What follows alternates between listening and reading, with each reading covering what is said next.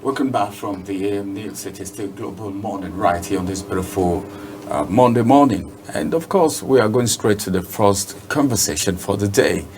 Some people may be wondering why we need to talk about this.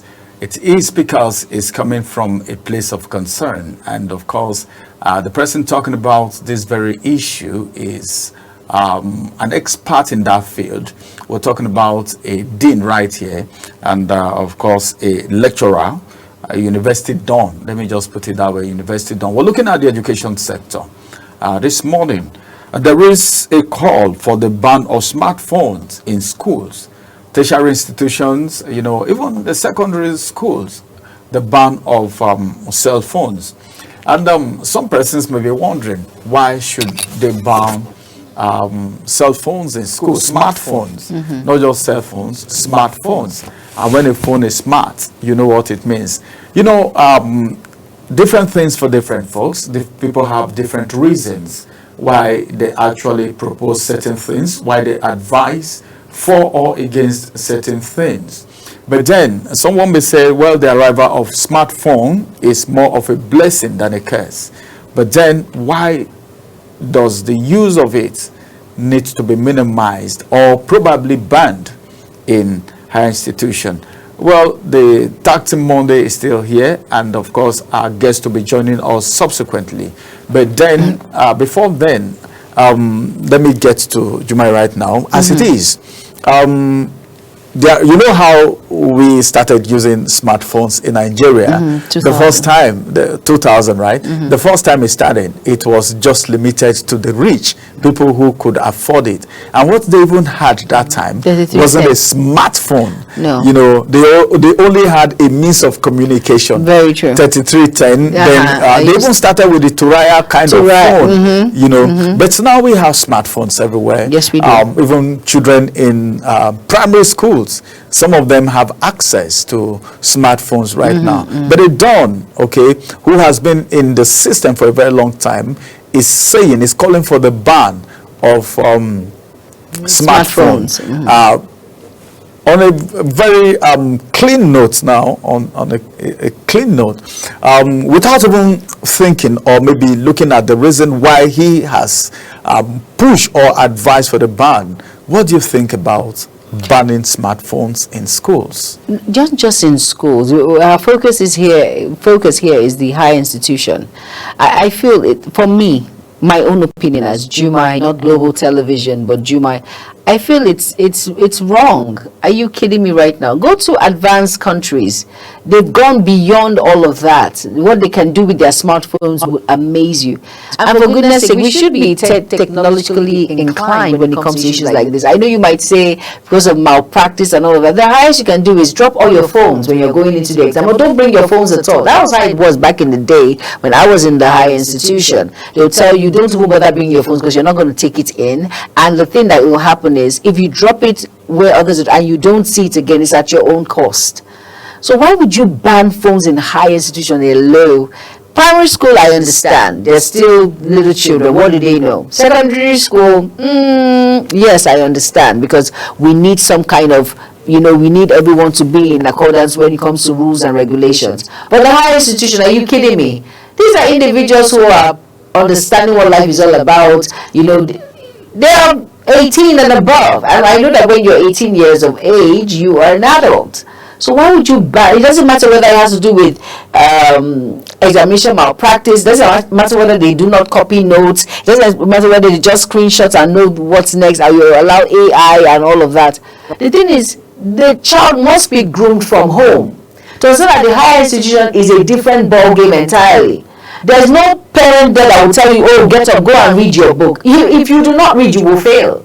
Is it that you come out with a 2-1, a first class, second class, or a pass? And it's on you. Really. It's on you. So the child should be groomed from home first to understand that, this is the implication. You must read. You must try as much as possible to sit down and read your books. Oh, okay. So talking about banning of phones right now because a child, maybe if it could be due to examination malpractice or they are not concentrating, it's on them. Are you kidding me right now? Okay. It's on them. Really? It's on them because they are the ones who are in school to Exactly. study. But then they don't have advanced some reasons. He went further to talk about the fact that it has caused a lot of distractions because this is someone who lectures. This is someone who is in charge of the university that has carried out some research, and as the case may be. Like you said, it's not banning them totally, but then the school is banned, the usage is banned in schools. I know some persons may still hide to use it, but what would you, how would you marry concentrating on the reason why you're in school? Because like you said, your parents are not there. No. How would you, because some persons, you're saying, well, if either you concentrate and come out with a good grade or not, you know, when these kids get to school, they become something else. The peer pressure is right there. Of course. Then you still have your phone. Let me tell you the truth. Some persons can be on social media even while lecture is on. True. They still get to the hostel, you know, they are still on their phones, smartphones, and all of these cause distractions. It's very true. Make a lot of people fail. You know, we have a lot of half-baked people. Before now, I think a lot of people blame the mode of teaching in our tertiary institutions and even secondary schools. But now that we have this distraction, how can you marry concentration, on while you are in school, your studies and all of that, and distraction that come from this smartphone? It's very simple. If I was a lecturer, or if I am a lecturer, when you come into my lecture, and the school should say no use of phone till after lectures.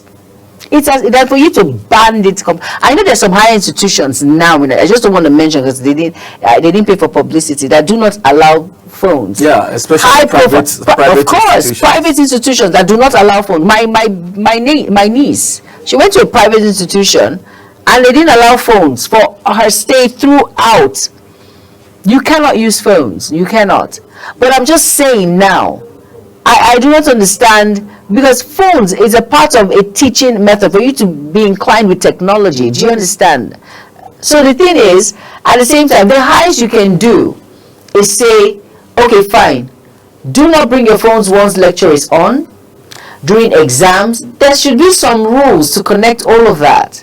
But the minute lectures are over, please, when you're in your dorm or your hostels or whatever, you can continue. But to ban it completely is not, for me. I don't think I like that idea. But who knows? You know. All right. Based on statistics now, like what the Don said, he said it is a misplaced priority. Technology is good, yes, but it is. people are abusing the use of it. You know, and if you look at it critically, you can see that a lot of the youthful decadence that we have in the society, majority of it come from people using these cell phones. And what are we talking about? As it is, you see some persons, they lose concentration. Some persons, you're talking about maybe a particular topic, all right, then they are doing a different thing altogether. Then they get to the hostel, their mind is, some people communicate, some people rob, some people go into prostitution just from the usage of phone. Some people are being raped just from the usage of phone, you know, because the communication, everything happens right there. Some persons even become, some said some people are lazy because of the usage of cell phone. They don't do any other thing for themselves anymore. Ramsey, let me tell you something. It's technology. That it's here and it has come to stay. It's just the mode in which you actually, your own device, on how you make use of it.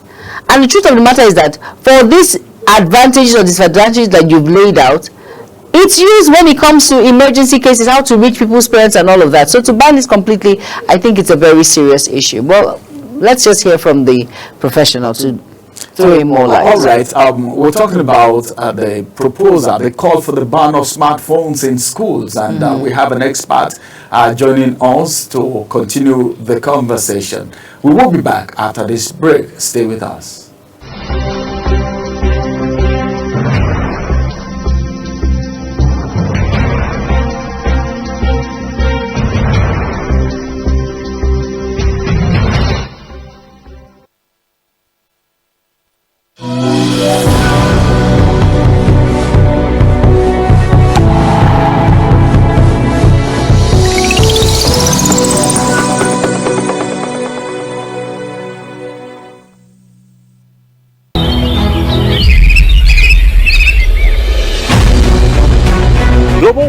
is your top morning show here on Global Television. We bring you fresh news updates daily while delving into a variety of current affairs and topics. A Global Morning aims to deliver newspaper reviews and latest news with experts on key global issues.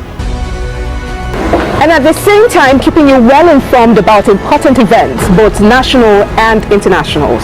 Global Morning serves as a valuable source of information, helping viewers like you start your day well informed. Stay connected from Mondays to Sundays to a wide range of the latest news making rounds on Global Morning. We're on the road to protest. The president meets all of our demands.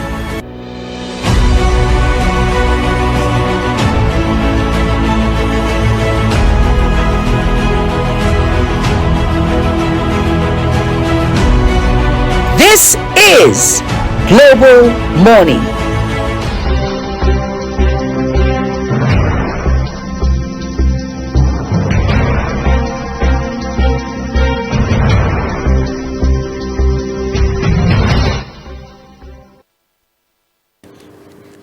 Welcome back from that break. It is still Global Morning, this beautiful Monday morning, and we're discussing something very vital.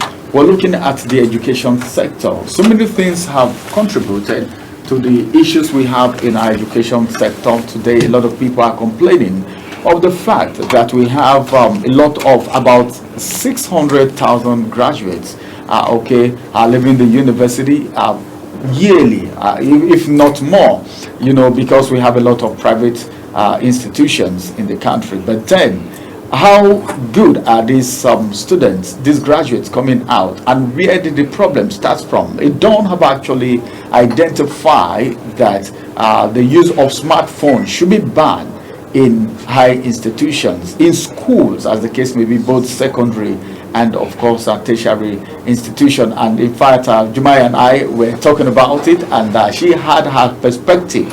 But now we have someone in the studio right here. Is an information professional and a public affairs analyst. I'm talking about Agunloye Benedict Olalekon. It's good to have you join us. Good morning. This morning. It's my pleasure being here. Yeah, we're looking at the proposal coming from a university done that has called for the ban of smartphone. How does that sound to you? Well, it sounds, if you ask me, a good thing to do. But then, when you are banning it from where? And what are the available alternatives? Now, people are at work. I know that in some environments you cannot use your personal mobile phone for any official function, but that is not the case in Nigeria. For instance, majority of people use their personal devices to do official job, ranging from laptops to phones and the rest of that. Now, of course, it's not the best of practice, because when the staff leaves, that means he leaves with a lot of information that belongs to the organization. Now let's come back to school. What is the computer to student ratio in our universities, for instance?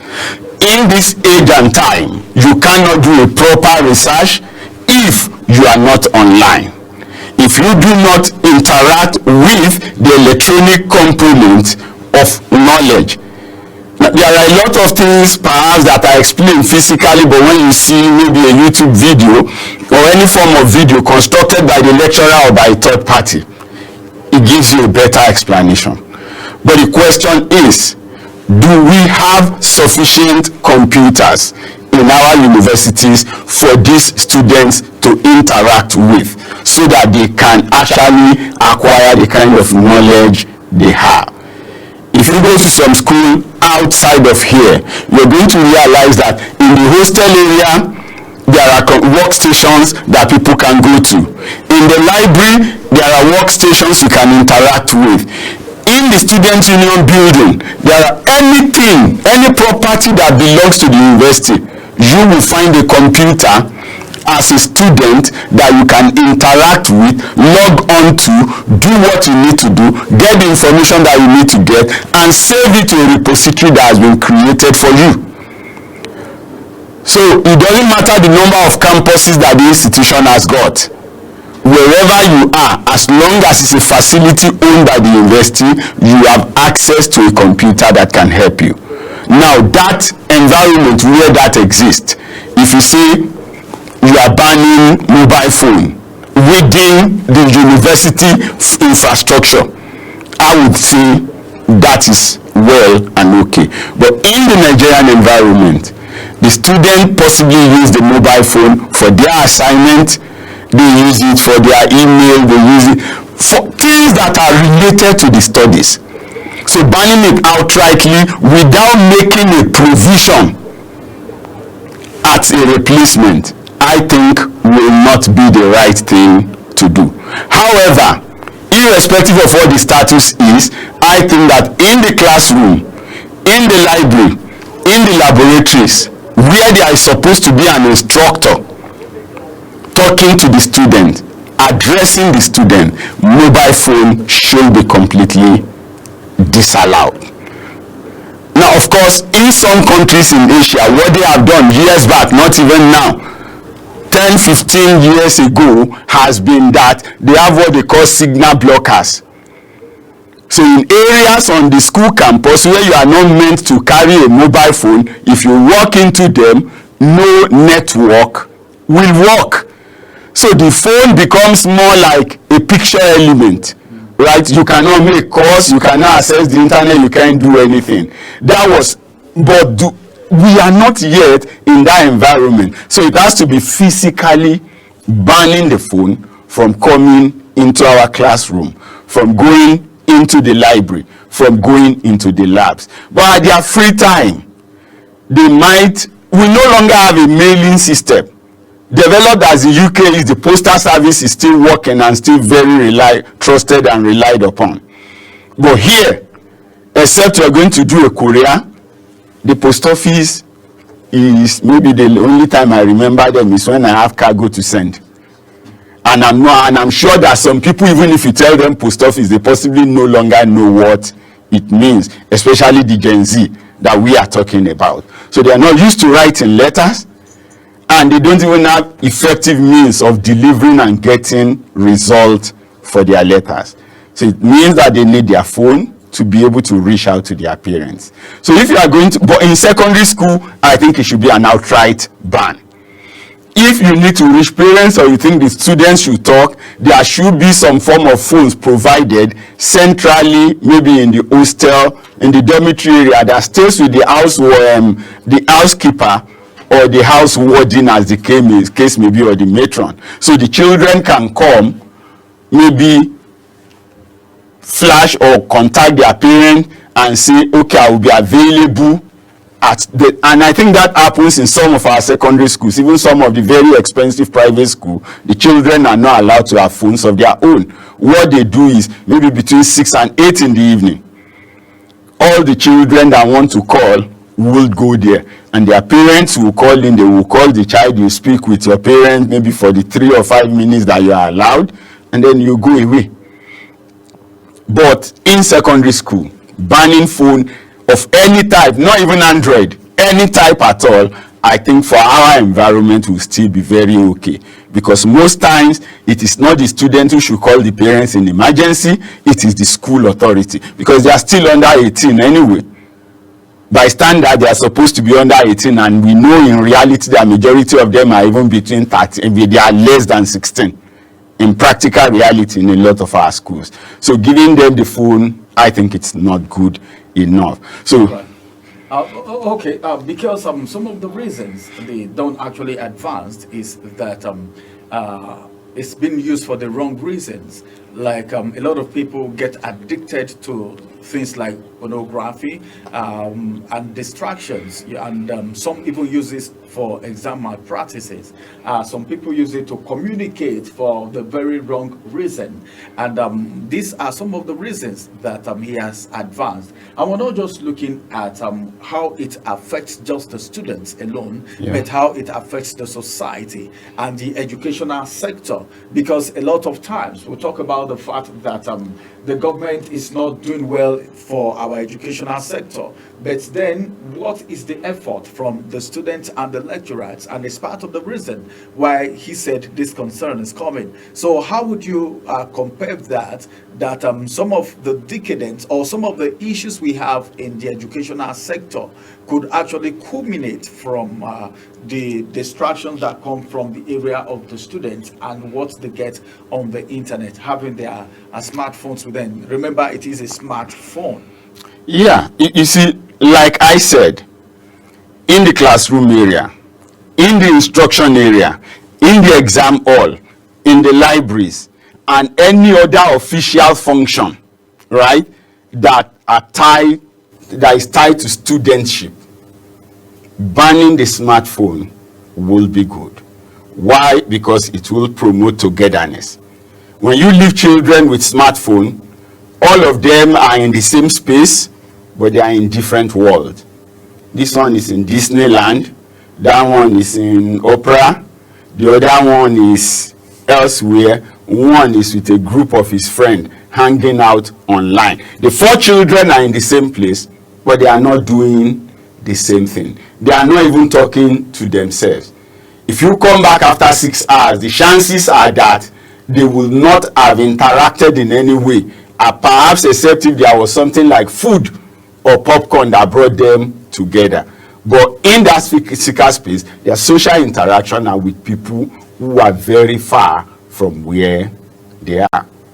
But like I said, it has its ills, and for that purpose, you have to control or limit the usage. We don't have the technology of Japan, so you cannot say, okay, we want to block signal and do this and do that. Do we even have enough lecture theaters in the first place to accommodate all the students? There are public universities in Nigeria where students, because they want to get good seat or they want to get seat at all, leave their hostel at 5:30 for a 9 o'clock lecture. So by 6:30, the class is already filled up. But they are going to wait until 8 or 9 o'clock for that class to start. It can be boring. It can be crazy. A lot of things are wrong. But elsewhere, you know that you are 35 people taking that lecture. The seats are possibly going to be just 35 or 36 at the most. But everybody is sure of getting a seat. And wherever you sit in that classroom, you know the audio is not an issue. The vision is not an issue. And if it's supposed to be a 500 persons hall, you know that everybody will get a seat. But not us. The hall is 250 and the students are 400. So to a large extent, facilities are not sufficient. So DONS should focus primarily first on providing what is required for the university to run effectively. What are the universities doing with their various TED fund projects?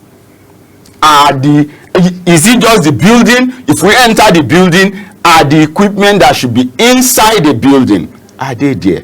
Like I asked that question, what is the ratio of students to computers in our universities? Because the alternative they would have is to work, and sometimes it's even easier and better working on the computer. They are losing their phones. It's at a huge cost to their parents. Basically now the smallest of Android phone that student can use, you are buying between 120 and 200,000. We're not talking about iPhone, just regular Android. Regular Android that can help them do their assignment and the rest. But of course, people attack them on the way, and those phones are taken away. They have to be replaced.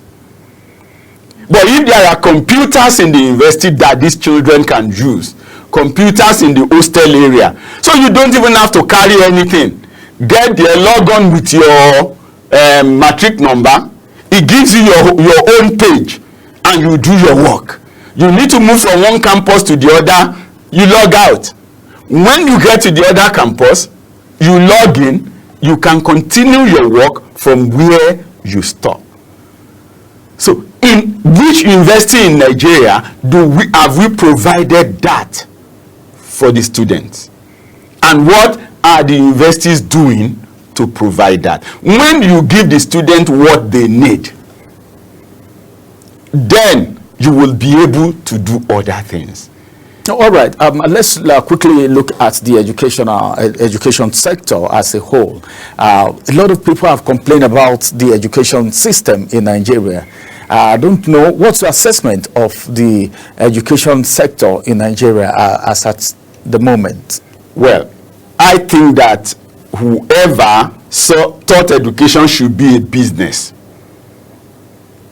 in the late 90s to the early 2000s, those who took that decision, because as far as I'm concerned today, education is the only business that every Dick and Harry, every Tom and Jerry in Nigeria believe they can run. Walk through all those slums and then you will see one board, you will see one cage, and they tell you it's a school and there are actually children there. Don't go far, go to Jabi. That's Jabi Arab, that Arab slum, and you will count the number of schools that are there. Go to Pana, you will see school inside Pana. Go down to Kubwa village, you just pass, you can't even see the drainage, but it's a school. So as long as we see it as a business, education should be a charity, which means you must be ready to run it as charity before you get into it, right? But we saw it as a business for quite some time, and having turned it to a business, even when you were doing your win, go and check the win rate. The win rate for people who wanted to establish schools during your win were much higher than people who want to do other businesses, which means that fundamentally we have accepted as a people that education is a business. Now, in an environment where moral values are dropping, where ethical values are dropping, you expect that business values will also what? Drop. And so if education is a business, then we know that education has been greatly what? Compromised. It has been greatly compromised. So you get to some places they call school and you can't find a teacher. And the people you find possibly are not even happy doing it. I know the kind of teachers I have in primary school. I'm not sure many schools can boast of them today. Even though then you will say some of them were not, maybe they were doing it temporarily because they have other things to proceed to. But I know my teacher was doing extramural classes for free in primary school. One, I think about me, Victor Ladako, that was my last teacher, primary 5 and 6. He would do extramural lessons for us for free because he wanted us to be able to compete well. So, but today, how many schools, whether public or private, whatever they do has a fee that is what? That is attached, and it is being done because of the fee as far as I'm concerned, not because of the children. You come to people who are supposed to be education supervisors or education inspectors. In our days, you really know. Maybe 5 minutes until when they come is when you know, okay, the inspectors are likely going to come, and you see teachers, everybody rushing to make sure what? Things are proper. And sometimes you don't know when they will come, so they keep doing the things they need to do all the time. But today, are there education inspectors visiting the schools? And when they visit, what do we do with their reports? Are we not just seeing teaching as... Many people are into teaching today because they want to make ends meet. They just want to survive. But in those days, teachers see themselves as people who should mold and build life. Today is a theory. They just talk about it. But that's not exactly what it is. In my days, only very few teachers can tell you Omolomo Onlepaya Onuya. That is, other people's children cannot kill other people's mother. Your troubles are too much. But today, the teachers, some teachers don't even care. Check the children note. Things are not there. I heard a boy telling another boy, he said that assignment, the teacher didn't teach us, and my mommy did not know it. So it is the teacher that will do it by herself. Till she left that class, the assignment was not submitted, and no correction was done. Meaning the teacher doesn't even know possibly he doesn't know, or he knows but did not care. And a lot of parents also are focused on their business, so they really don't care what happens to school. My boy has been in a class of, I think, about 28 students or so. And the teacher once told us that only 2 of the parents, that's only my wife and another woman, had ever complained or follow up on what is happening to the children. But the school give them something like a diary to fill on daily basis that the parents are supposed to look at. So he said they feel it, but it doesn't get any feedback apart from these 2 people. But Mr. Olaleko, let's look at this. Before I thought there is a qualification that one needs to attain, and before you can open a school, before you can be a lecturer, before you can be a teacher. I believe there are qualifications. I heard that you need to pass through the education system before you can even own a school. Why now do we have school everywhere? You know, a lot of people opening schools and just using it for business, not minding. Some don't even have supervisors coming to such schools. So why is the government quiet about it? Well, this thing is basic. Number one, there are people, we have this general consensus. When you ask, go to the ministry and anywhere and ask, they will tell you no fund. So a lot of people believe that when you throw money at issues, then the issues are solved. It's a lie.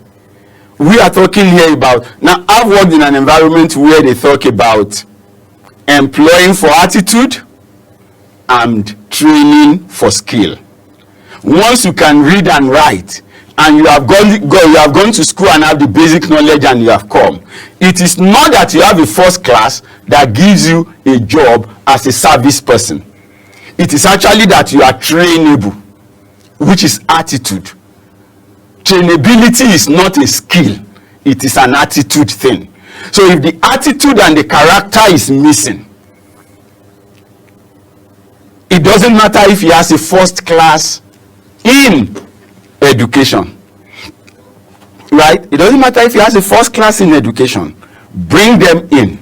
The chances are that they might not be able to communicate the values to the children. Some of them have gone to school to cram. So it's not, how many people going to NCE today knew exactly that, okay, I'm going there because I want to be a teacher? No, a lot of funny things happen during teaching practice. So it's not even the teaching practice, it is that they just don't want to stay at home. So let me gain admission.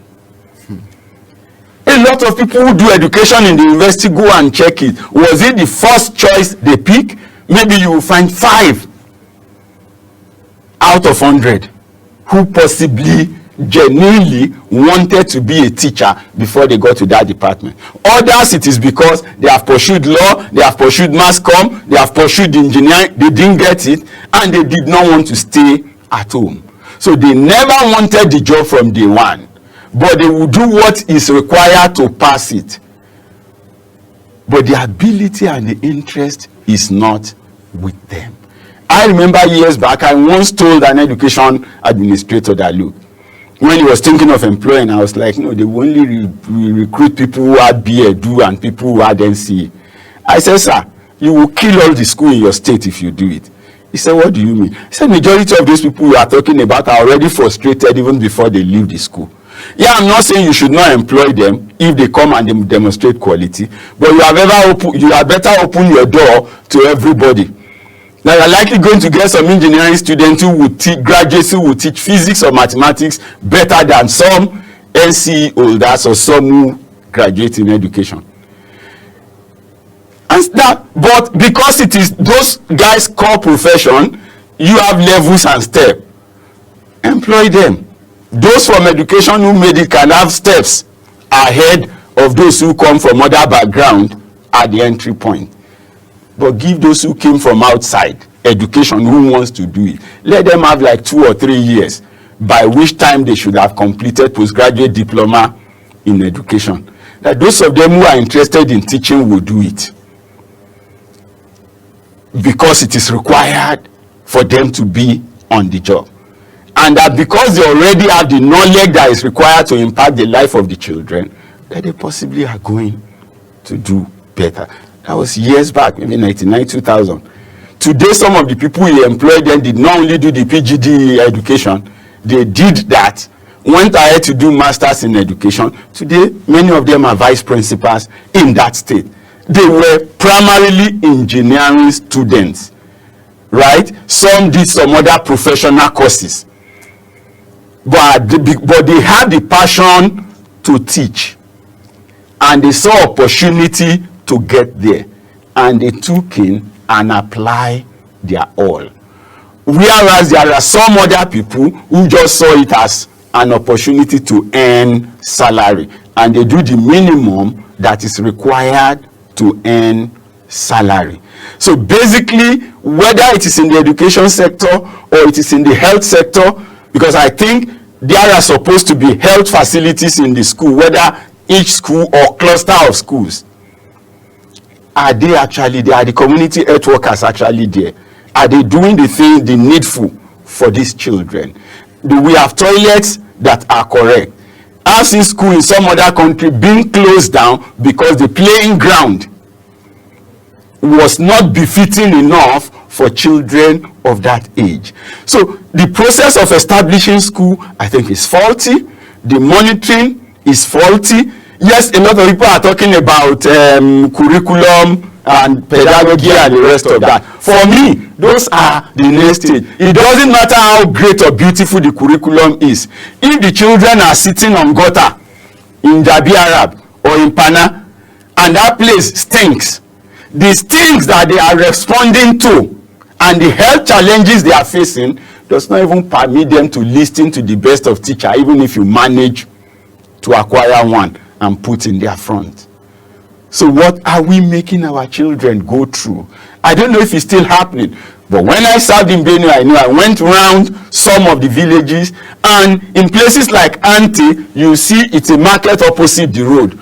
It's a big tree there, and there is a board nailed to the tree, and there are bamboo. You see the children sitting on the bamboo. Their mothers are in the market behind.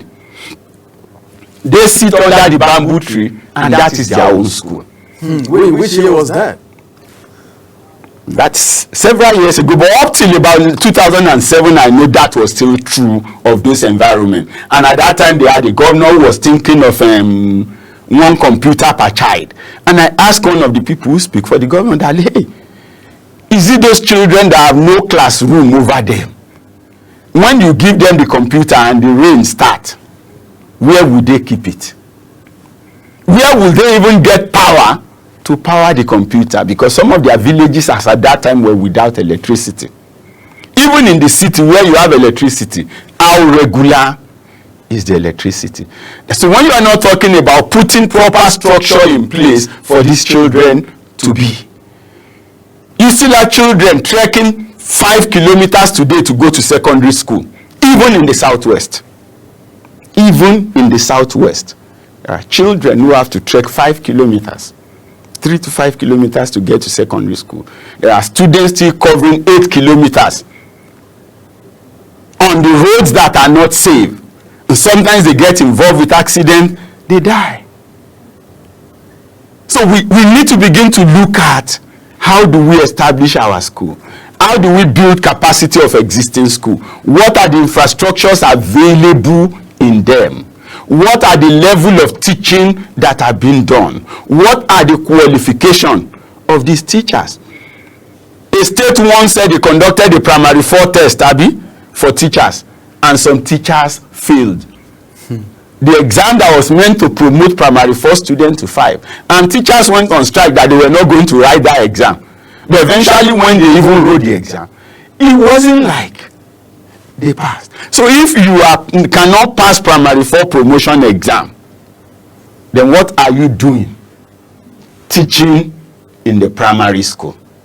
It behoves a whole lot. It tells you that some of these people, you see some people who tell you they are NC graduate or they are graduate, and you will question that has this one actually ever gone to school? But somehow they've passed through the school. You see people will finish NC, will finish this. Okay, what is your email address? He doesn't even have an email in this age and time. Can you use Excel? He said, I don't know how to use the computer. But he's already a graduate. I'm talking of something as close as November last year. I had 30 people to work with me on a project, and I couldn't get one of them who could type or input record in Excel. Not in a village, but in one of the biggest cities in the nation. 30. 7 of them were graduates. Maybe about 8 had NCE, but none of them had ever used the computer to type in Excel. But they can sit on their phone and chat and do TikTok and do all that. But let them just come and do any simple task. But you won't blame them, because some of them never even saw a computer that was open and free for them to use while they were in the university. Elsewhere in the world, students are taught Word. Students are taught, when you get to writing your project, they teach you how to use SPSS, they teach you how to use Excel. But of course, it's because the SPSS has been installed. It's because there are computers that has turned it in. That's why they will tell you to go there and test your project. Here, some schools do not even have a functional computer. As near to us here, you see libraries in this town that does not have a single computer. I'm thinking about tech taking over. I think you just made a very valid point when you said there were graduates that couldn't operate the computers. It is one thing for you to know how to open the computers, play games, watch movies, whereas you don't even know how to do plus and minus on Excel. I've had an opportunity to train teachers in Nigeria, and it was so, I don't know whether to call it embarrassment or maybe a surprise to me. It was a surprise when they couldn't identify a browser on their phone. And you tell them what is a browser, they don't even know what a browser is. Whether you're talking about Chrome, whether you are talking about Opera, whether you are talking about a Firefox, they don't even know what it is on the system. Some cannot even power a system. I'm talking about secondary school. I deal with secondary school teachers. We had to train secondary school teachers in a state in Nigeria.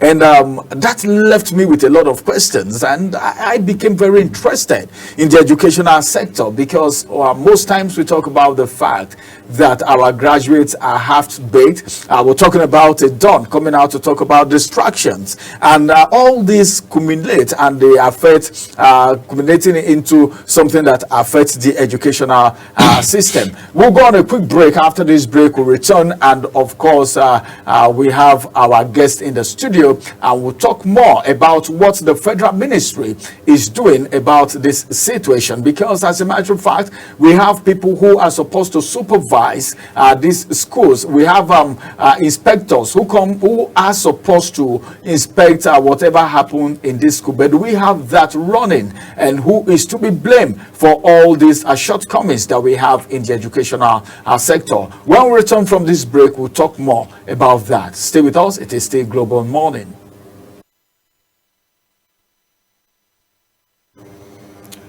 It's good to still have you right there on Global Morning. Well, we've been talking about the health education sector. A lot of people complain about the education sector in Nigeria, half-baked graduates distractions, and a Don has come out to say, well, smartphones need to be banned in schools, secondary schools, tertiary institutions, like we have it already in some private universities, private schools in Nigeria.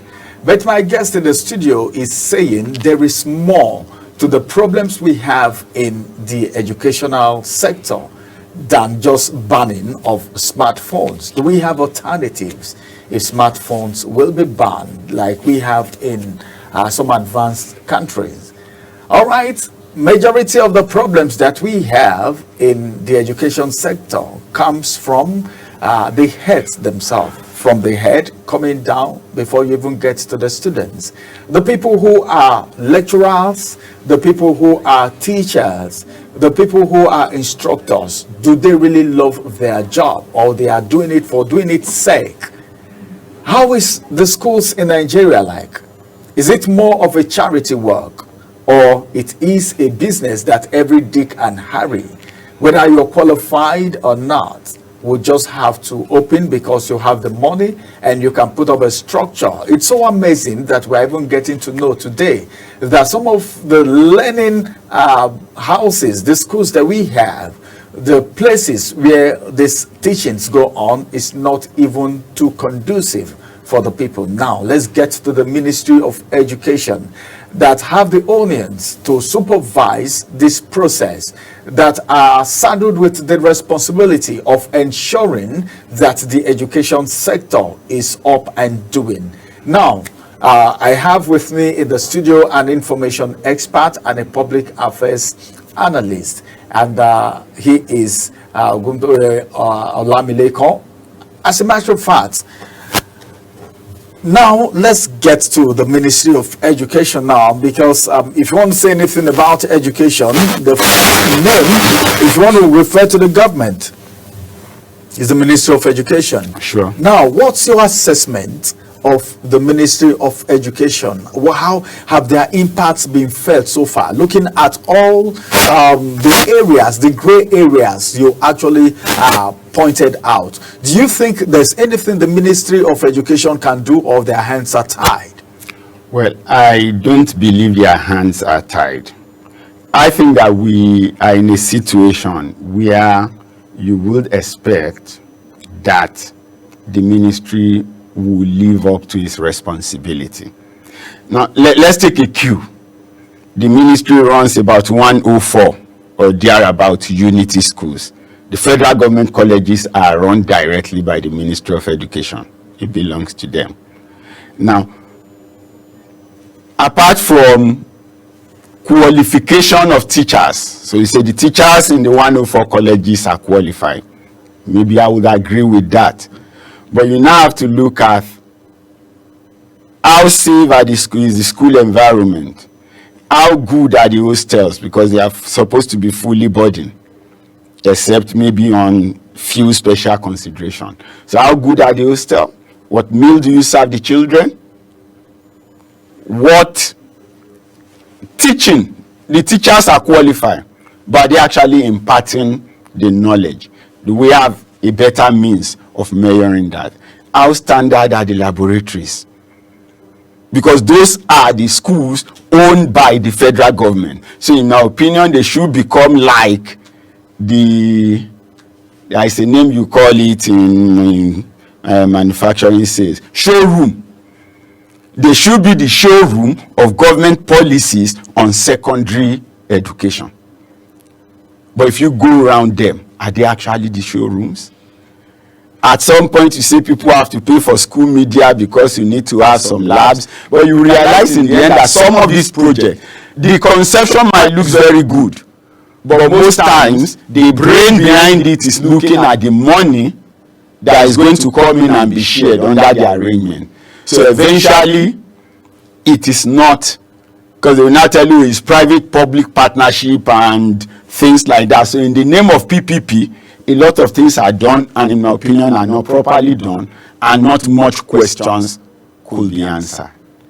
And sometimes the people you have put there in the Cisco lab, where they exist, are possibly not direct employees of the government, And so sometimes they are not people you can fire. And even when you try to complain, it's like the complaint does not go too far because his own head office is possibly somewhere in Lagos or Ilorin. And that's where he defers to, and that's where he gets his instruction from. So you will therefore want to believe that, look, in terms of the labs, are the labs in our federal unity schools, are they up to the standard that is required? When you have 200 students, how many beakers do you have? How many conical flasks do you have? How many times do these students enter the lab before they get to SS3? And when they go, how many of them work in a group before you can really say they have the independence and will be able to do well when they finish secondary school or when they go to the university? So I think that the ministry needs to sit down, go back and assess your school, do a need assessment, vis-a-vis the policy, put it to standard, and then begin to use that to judge other schools. As of today, the Primary Education Board or Basic Education Board in the FCT, for instance, can they tell us how many primary schools, private and public, that are in FCT, licensed or unlicensed, legal or illegal? They should know, because they are supposed to have their feet on ground in these places. But how many booths do they have on ground? And these booths that they have on ground, are they going around the neighborhood checking the school, or they are sitting down in some shops in Wuse Market, or some shops in some plaza around town, and collecting salary at the end of the month? Because if they do, where are the reports? If the schools have been closed or sanctioned, who is going back there to go and check? Because if you have one small cubicle in one corner in Jai, what do you call that place now? In that Banana Island, in Jai Banana Island, you have one small cubicle there and you call it a school. Where is the playing ground for that children? Children under the age of 12, for crying out loud, need a playing ground, because that is part of their learning that they should be getting at that age. Where is the template that you want to establish a school? These are the things you need to go through. And that people should know, if your school does not meet those standards and you have students, you actually should be prosecuted for disrupting and making effort to destroy the life of those children. Because if you have brought them up in the wrong way, they will eventually become wrong people.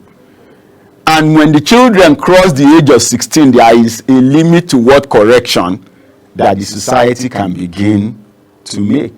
I've actually come to realize, and I'm sure that there are theories that support that from the age of 3 to about 10, the values you instill in children, they don't lose it all through their life. It helps them to stabilize wherever else they get to.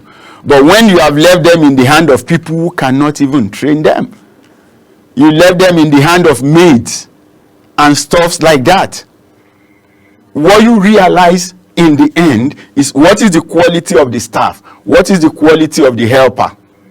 What is the quality of the environment where you have raised this child? And then the child grows up. A school that has no toilet, and so they have to do short put, or they have to do open defecation somewhere.